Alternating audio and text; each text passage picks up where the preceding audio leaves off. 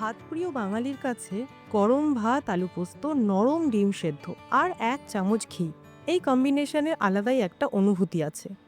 হ্যাঁ, পোস্তর দাম যতই বাড়ুক না কেন, এর জনপ্রিয়তা কিন্তু আজও একটুও কমেনি। একসময় স্কুলে যাওয়ার আগে সকালের খাবারে এই কম্বিনেশন ছিল আমাদের নিত্যসঙ্গী। তাহলে আর দেরি নয়, আজ আমরা দেখব কিভাবে মা বা জেঠিমার জন্য অপেক্ষা না করে নিজেরাই একেবারে দারুণ আলু পোস্ত বাড়িতেই বানিয়ে নিতে পারি। আলু পোস্ত দেখতে যতটা সহজ লাগে, আসলে কয়েকটা ছোট ছোট নিয়ম আছে। এই নিয়মগুলো মেনে চললেই পোস্তর স্বাদ, সর্ষের তেলের ঝাঁজ আর আলুর টেক্সচার সবকিছু একদম ব্যালেন্স থাকবে। তাহলে চলুন আর দেরি না করে শুরু করা যাক। প্রথমে ৩০০ থেকে ৩৫০ গ্রাম আলু নিন।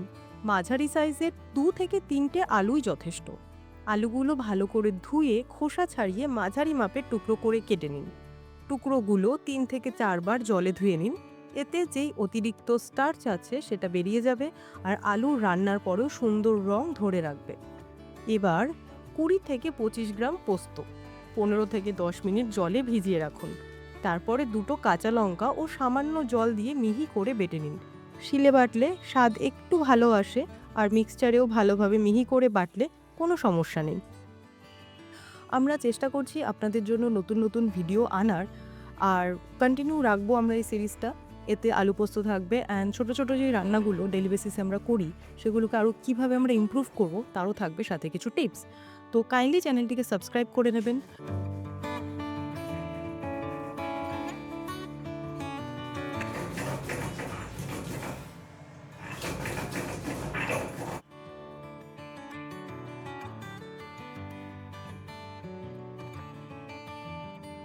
এবার রান্না শুরু করা যাক। কড়াইতে একটু বেশি পরিমাণে সর্ষের তেল গরম করে, তেল গরম হলে ১ চামচ কালো জিরে আর ২টি চেরা কাঁচা লঙ্কা দিয়ে কয়েক সেকেন্ড ভেজে নিন। এরপর আলুগুলো দিয়ে মাঝারি আঁচে ভাজুন যতক্ষণ না আলুর গায়ে হালকা সোনালি রং আসে।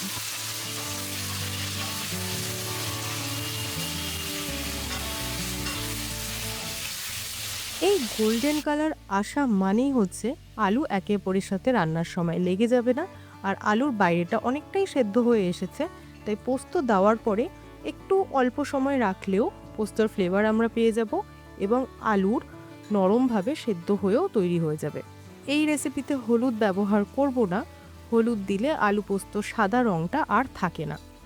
আর সর্ষের তেল ব্যবহার করলে পোস্তর আসল স্বাদ অনেক বেশি এনহ্যান্স হয়। আলু হালকা করে ভাজা হয়ে গেলে পোস্ত বাটা দিয়ে ১ থেকে ২ মিনিট নাড়াচাড়া করে এরপরে যে বাটিতে পোস্ত বেটেছিলেন সেই বাটিতে সামান্য জল নিয়ে কড়াইতে দিয়ে দিন। খুব বেশি জল দেবেন না, আলু পোস্ত সবসময় একটু মাখা মাখাই ভালো লাগে। এবার স্বাদ মতো নুন দিয়ে ঢেকে ৫ থেকে ৭ মিনিট রান্না করব। এর মাঝে ১ চামচ চিনি আর সাথে ২টো কাঁচা লঙ্কা আমরা এতে দিয়ে দেব। এতে আলু সেদ্ধ হয়ে গেলে ওপরে হালকা কাঁচা তেল দিয়ে নামিয়ে নেব। ব্যাস, গরম ভাতের সাথে পরিবেশন করার জন্য একেবারে মাখা মাখা ঘরোয়া স্বাদের আলু পোস্ত তৈরি। এবার রইল আলু পোস্তর জন্য কিছু শেফস টিপ, যেগুলো মাথায় রেখে আলু পোস্তটা বানালে সেটা হবে একদম পারফেক্ট। ফার্স্ট, আলুগুলো সমানভাবে টুকরো করে কেটে নিন। সেকেন্ড, আলুগুলোকে খুব ভালো করে জল দিয়ে ধুয়ে নেবেন ৪ থেকে ৫ বার। এতে আলুতে কোনো স্টার্চ থাকবে না আর আলুগুলো একে অপরের সাথে লেগে যাবে না। থার্ড, পোস্ত ১০ থেকে ১৫ মিনিট ভিজিয়ে নিয়ে তারপরেই বাটবেন। এতে পোস্তর যেই পেস্ট সেটা হবে একদম সিল্কি অ্যান্ড স্মুথ। পোস্ত রান্না করার সময় বেশিক্ষণ ভাজবেন না, ২ থেকে ৩ মিনিটই যথেষ্ট। চিনিটা একেবারে মাস্ট।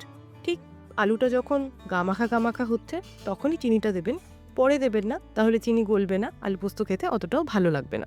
থার্ড, ২টো কাঁচা লঙ্কা কিন্তু শেষের দিকে একদম অ্যাড করবেন। এতে আলু পোস্তর যেই ফ্লেভার সেটা কিছুটা হলেও এনহ্যান্স হয়। আর সর্ষের তেল হাফ থেকে ১ চামচ রান্নার শেষ করার পরে আঁচ নিভিয়ে তারপরে অ্যাড করে ১ থেকে ২ মিনিট ঢেকে রেখে পরিবেশন করবেন।